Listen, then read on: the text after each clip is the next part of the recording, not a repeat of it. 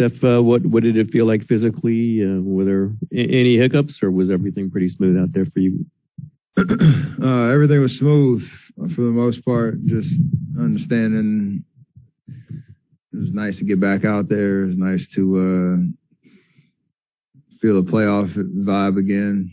And obviously it's different, coming off the bench and trying to make the most of the minutes that are appropriate right now. And had to kind of control the adrenaline for those first 6 minutes until I got out there. And everything went fine. And, obviously watching JP do what he did, Draymond bringing the energy, defensive presence, just IQ, Clay getting off to a great start. And then, everybody else stepping up and playing an amazing game. It was nice to just be out there with my guys and step in the right direction. Can you take us through the decision to come off the bench, and do you expect that to continue into game two? I have no expectations on what's next. We're always trying to figure this out because this is kind of a tough situation to deal with in terms of the quick ramp up that I've had, and knowing this is the playoff type intensity and atmosphere. But I learned a lot just from, even just watching Clay's come back, knowing, there's a energy to start in terms of that's what I do, is what I expect. But there's also like, how can you make those minutes the most impactful? And when I watched him go through it when he came back, that's a long time he was sitting.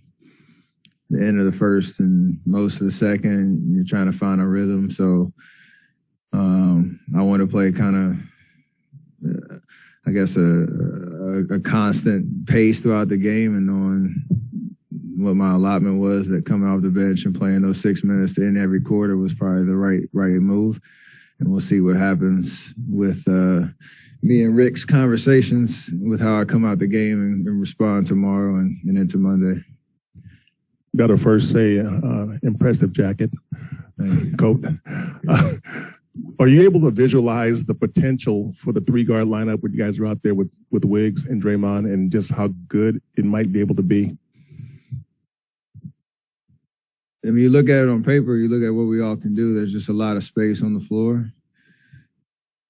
And a lot of shooting, a lot of playmaking.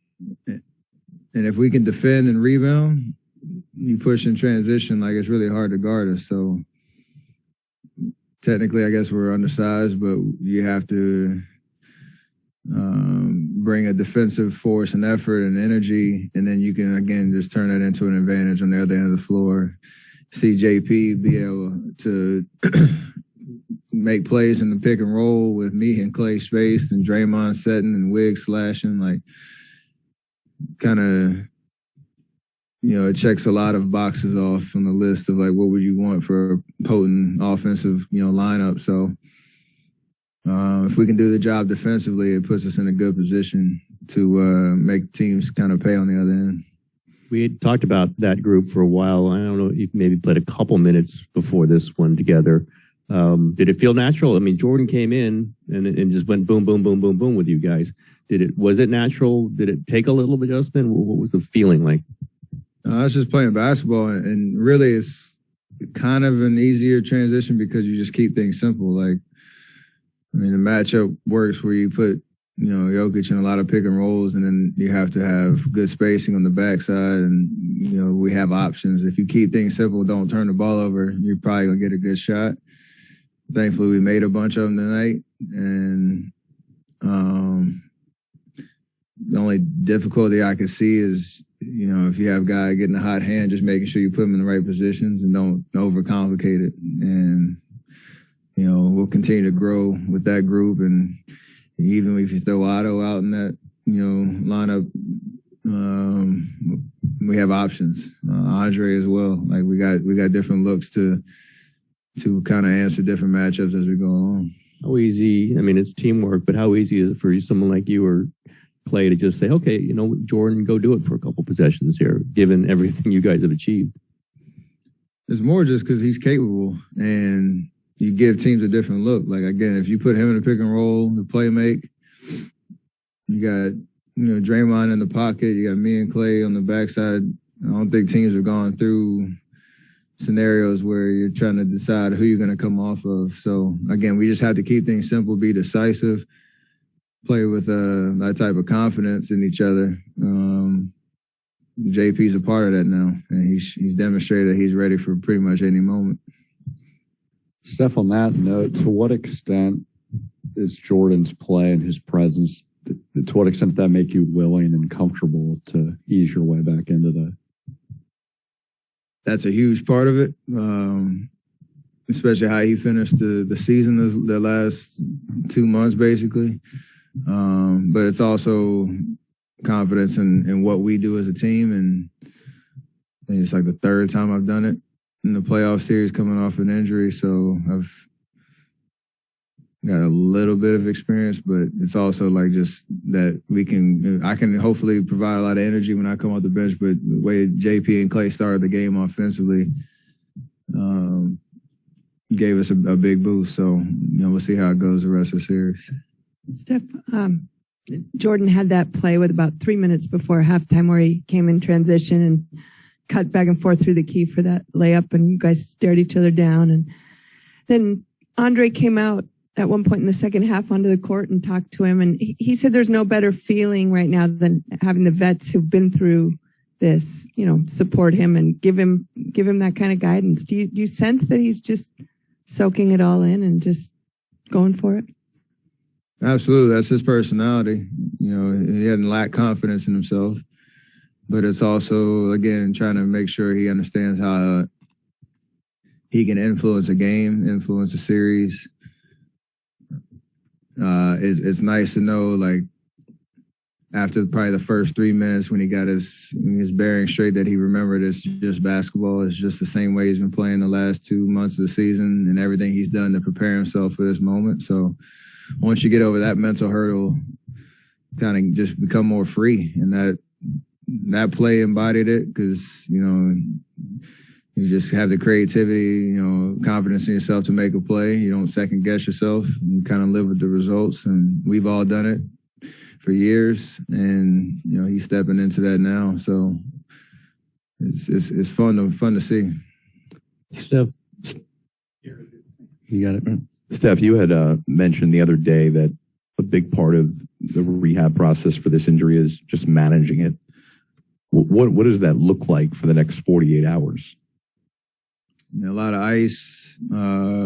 It's tough because there's a balance between the rehab and therapy part and managing it, but also trying to get as much work in to get my skill set right. Because I talked about it, like the first 3 weeks, I literally couldn't do anything on my feet. And then you have a 10-day stretch where you have to be mindful of how much I'm on my feet and doing all that stuff while I'm trying to get reps in and get shots up. And Rick came up to me during the second quarter, and I already knew it, but he was just trying to remind me, like, I only had one scrimmage and, you're trying to match playoff speed and all that. Like, I've been through it, so I have an expectation. I know, like, how to do it, but it's also a reminder of the big picture of what we're trying to build towards. I'm trying to play for 2.5 months. So, that's a tough balance because tomorrow, like, I'd love to just go get shots up and all that, but got to clear some hurdles first. Steph, it's one game and this is one series, so that's my disclaimer. But I'm curious about your perspective on the bigger picture. If you go back to regular season, you guys come out the gate like crazy, and so title contention becomes part of the conversation immediately. Then you're navigating injuries and all these different things. By the end of it, Phoenix is jumping ahead. There's a big gap, and the conversation around your team has changed. Did you need a game like this where you see how dynamic these guys can be together? Because you're not just beating the Nuggets, you're taking it to them in the kind of way that if you can replicate that, then you have that swagger back where there's one goal in mind. I mean, does it change the outlook at all? For the guys that have been there and understand what that journey is like, and at this stage of the season and the playoff chase, like, you start to kind of think about, like, what's next. That is because we've been there and we know there's no guessing, but it's also like a reminder that this group hasn't done it yet. And so no conversation in the locker room or in our practices, our preparation is about anything other than how do you win game one, how do you win game two coming up Monday, and then take it from there. That's the only way we're going to get to where we want to go. So, yes and no. Like, what about for you though? Like you look at the box and you're like, I'm still finding my way back. I'm coming off the bench tonight, and you know, for you, this is a blow. I mean, you're getting comfortable, but then you took it to him. I mean, that's a pretty good sign, no? It's a great sign, but it's if you look at years past in our runs, even from 2015, you know, that first year, like we swept New Orleans and then we were down 2-1 the next series and had to, you know, face a little adversity. So you know that's coming at some point.